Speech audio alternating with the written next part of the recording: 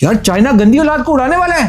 China ने कहा है कि अगर तो फेक स्टेट ने किसी के भी ऊपर न्यूक्लियर अटैक किया या ईरान के ऊपर भी किया तो वो उसको उड़ा देगा। और यार ट्रंप पे जो हमला हुआ है वो लोग कह रहे हैं कि उसने खुद करवाया है।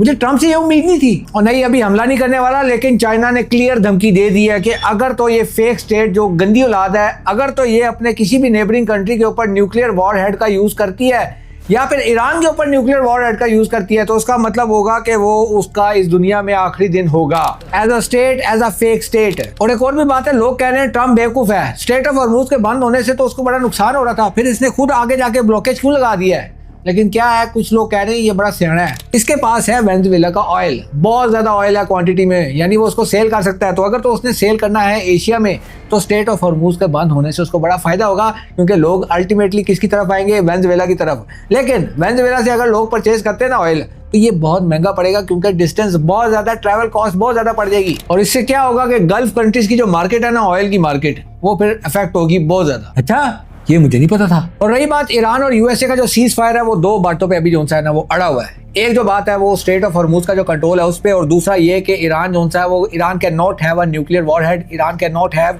यूरेनियम। इस बात पे जो है वो बात अभी फंसी हुई है। और ईरान को ये बात पता है कि अगर तो वो न्यूक्लियर वॉरहेड नहीं बनाता ना, तो उसकी जो एग्जिस्टेंस है फ्यूचर के अंदर वो फिर सेफ नहीं है, ये दोबारा कभी भी हमला कर सकते हैं। और रही बात ट्रंप पे हमला हुआ है, एक्सपर्ट ये क्लेम कर रहे हैं कि ये सिंपैथी गेन करने का एक स्टंट था, क्योंकि जिस जगह पे ये हो रहा था इतनी टाइट सिक्योरिटी में मजाल है कि कोई मक्खी भी पड़ मारे वहां पे। इस टाइम ट्रंप के अगेंस्ट उसके अपने लोग हैं, यानी ज्यादातर सपोर्ट ना उसके अगेंस्ट हो गई है। और क्या हो सकता है कि रिजीम चेंज करने चाह रहे थे ये ईरान के अंदर, लेकिन हो सकता है कि यूएसए के अंदर ही रिजीम चेंज हो जाए। और दूसरा, जो इसके आर्मी ऑफिसर्स को जिसने निकाला है, जो जनरल्स को निकाला है, उसके बाद इसकी आर्मी भी इसके खिलाफ हुई है। इसने न्यूक्लियर कोर्स मांगे थे, लेकिन इसके आर्मी चीफ ने इसको दिए नहीं। और रिजीम चेंज का डर सिर्फ यूएसए में नहीं है। इस टाइम जो रिजीम चेंज का डर है वो फेक स्टेट के अंदर भी है, क्योंकि फेक स्टेट का जो प्राइम मिनिस्टर है, जिसका नाम है कैंसर, जिसको कैंसर भी हो गया, यानी कैंसर को कैंसर हो गया, उसके खिलाफ मैसिव प्रोटेस्ट हो रहे हैं। कहाँ पे? तल अवीव में। लोग चाहते हैं कि हम सुकून की जिंदगी गुजारें, लेकिन आए दिन बरसात हो रही है। किसकी वजह से?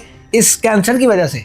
तस्वीर लगा देना इस कैंसर की यहाँ पे। और एक्सपर्ट्स ये भी क्लेम कर रहे हैं कि ग्रेटर इजराइल की तरफ अब ये तेजी से कदम बढ़ा रहे हैं। अब इन्होंने जो अपना मैप शो कराया हुआ है ना ग्रेटर फेक स्टेट का, वहाँ पे क्या है कि सऊदीया के अलावा और तुर्की के अलावा जो भी इसके नेबरिंग कंट्रीज है, वहाँ पे इनका इन्फ्लुएंस है। यूएस की जो बेसिस है उनकी होने की वजह से इनका इन्फ्लुएंस है। अभी रिसेंटली इसने तुर्की से पंगा लिया है, और लेबनान के अंदर ये क्या कर रहा है, हमले करके अपना एरिया बढ़ा रहा है। ईरान जो है वो जानता है ये जो अभी सीज फायर हुई है ना, ये अभी आर्जी तौर पे है, ये दोबारा हमला कर सकते हैं, इसलिए हम अपने न्यूक्लियर प्रोग्राम के ऊपर कॉम्प्रोमाइज नहीं करेंगे। लेकिन एक बात है कि यूएसए को नुकसान तो बड़ा हुआ है, लेकिन डोनाल्ड ट्रंप को बड़ा फायदा हुआ है। डोनाल्ड ट्रंप ने बड़ा कमाया है मार्केट ऊपर नीचे करके। और एक और बात कि पाकिस्तान के अंदर जो पेट्रोल है वो यार 400 रुपए लीटर पहुंच गया तकरीबन। अल्लाह हिफाजत फरमाए। कल मिलते हैं अगली वीडियो में।